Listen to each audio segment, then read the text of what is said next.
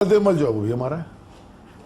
سعید غنی صاحب چلا دیں آپ سب کے کلپ, سب کے ہوں گے. ہمارے پاس آپ کے تو شو میں کہا ہے, آپ کے تو شو میں کہا ہے, مجھے اچھی طرح دے نثار کھوڑو صاحب نے یہاں بیٹھ کے اسی کرسی میں بیٹھ کے کہا ہے, تو غلطی سلپ آف ٹنگ ہوگا.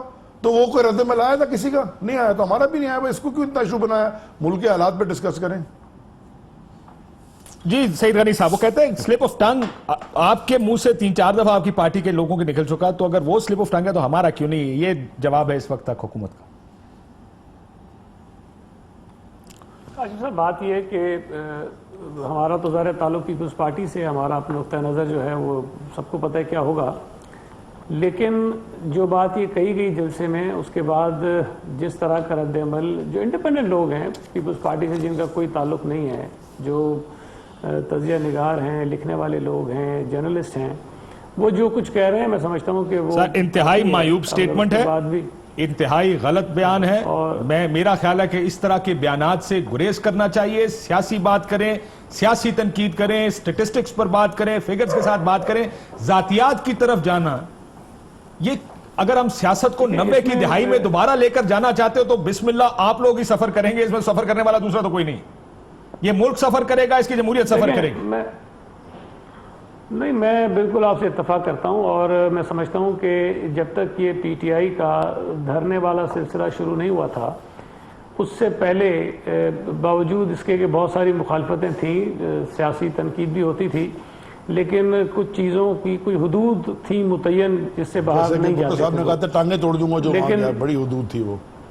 چلیں اب وہ نہیں کہا, بھٹو صاحب نے کہا تھا نا ٹانگیں توڑ دوں گا جو وہاں جائے گا.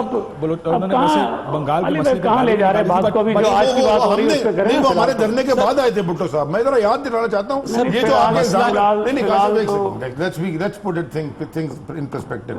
جو آپ کو دھرنے سے مخالفت ہے ضرور کریں, لیکن یہ آپ نہ کہیں کہ جو آپ نے کیا وہ ٹھیک ہے اور ہم کہیں. وہ ایک محاورہ ہے نا کہ تمہارا کتا کتا ہمارا کتا ٹانگی, بڑا فنی لائن ہے.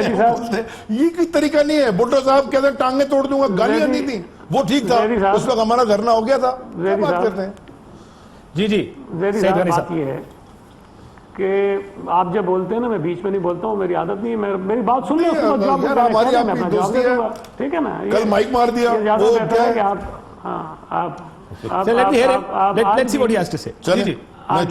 آج بھی کاشف بھائی بات یہ ہے کہ جو آپ نے کہا نا 90 تک تو یہ چیزیں ہوتی رہی, لیکن اس کے بعد چیزوں میں بہتری آئی, اور شاید کچھ ہم نے بھی ریلائز کیا, کچھ ہمارے مخالفوں نے بھی ریلائز کیا, اور کچھ چیزیں چینج ہوئی. اب اگر کچھ چیزیں چینج ہوئیں اور یہ پھر مثالیں وہی دیں گے کہ جی 90 میں آپ نے کیا کہا تو پتہ نہیں 70 میں کسی نے کیا کہا, اس کی اپنی دلائل ہمارے پاس موجود ہوں گے. لیکن اگر ان چیزوں کو جو غلط تھی, اور میں آج بھی کہتا ہوں کہ جو کچھ آج ہو رہا ہے سندھ اسمبلی میں ہو, نیشنل اسمبلی میں ہو, جب ہم ذاتیات پہ جاتے ہیں وہ غلط ہے, چاہے وہ ہماری طرف سے ہو رہا ہے یا کسی اور طرف سے ہو رہا ہے غلط.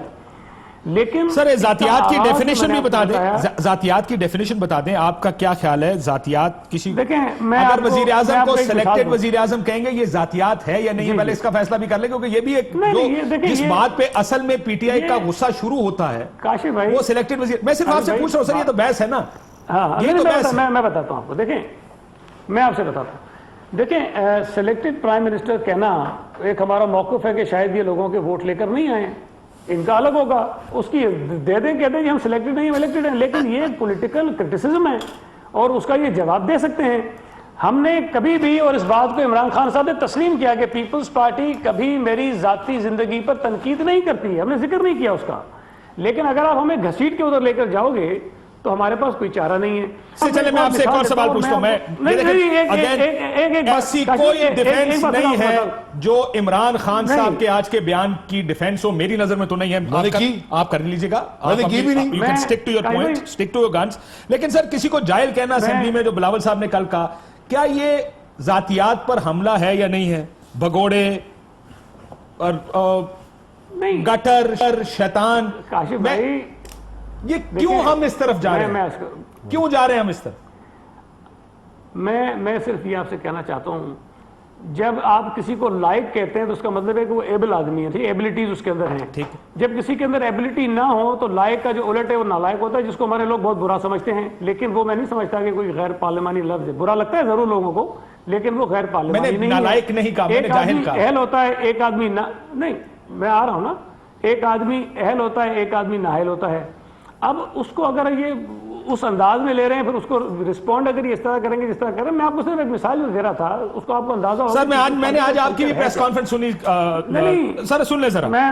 ہاں، یہ جاہل ہیں، بکواس کرتے ہیں، اپنی اوقات دکھا رہے ہیں. یہ الفاظ ایک صوبائی وزیر الفاظ اس لیے کہ جو اسمبلی میں انہوں نے کہا ہے میں کہوں گا نا. تو سر آپ کا یہ ہر چیز پر جواب یہ ہے. شیخ رشید صاحب کے بارے میں جو بلاول صاحب نے کہا اس پر جواب یہ تھا، انہوں نے کہا. سو آپ یہ کہہ رہے ہیں کہ اگر وہ کہیں گے تو آپ بھی ٹھیک کریں گے اگر کہیں گے. اچھا میں آپ کو ایک میں آپ کو بتاؤں ایک بات، اور میں آپ کو ابھی یہ نام نہیں بتاؤں گا لیکن آپ کو میں واقعہ بتاتا ہوں. ابھی ریسنٹلی، زیادہ پرانی بات نہیں ہے، پی ٹی آئی کے کچھ لوگوں نے چیف منسٹر ہاؤس کے پاس دھرنا دیا.